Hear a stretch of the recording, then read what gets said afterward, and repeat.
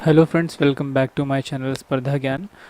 पिछले एक वीडियो में मैंने आपको कंप्यूटर में साउंड प्रॉब्लम को क्लियर करने, उसे ठीक करने के लिए एक सॉल्यूशन बताया था।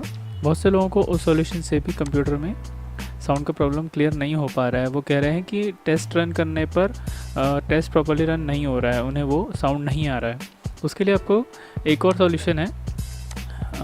हो सकता है कि विंडोज़ ऑडियो सर्विस जो है वो ट्रंकेट हो गया हो या बंद हो गया हो। तो आपको उसके लिए कीबोर्ड पर प्रेस करना है विंडोज़ बटन प्लस आर, जिससे आपका रन डायलॉग ओपन हो जाएगा और वहाँ पे आपको टाइप करना है services.msc। ये टाइप करके आप ओके क्लिक करेंगे तो सर्विस का डायलॉग ओपन हो जाएगा। वहाँ पे आपको आपके सिस्टम में जितने सॉफ्टवेयर्स हैं और विंडोज़ से रिलेटेड जितने भी सर्विसेज हैं वो आपको मिल जाएंगे, पॉपुलेट हो जाएंगे। यहाँ पे आपको सर्च करना है विंडोज़ ऑडियो सर्विस। ये देखिए, ये रहा।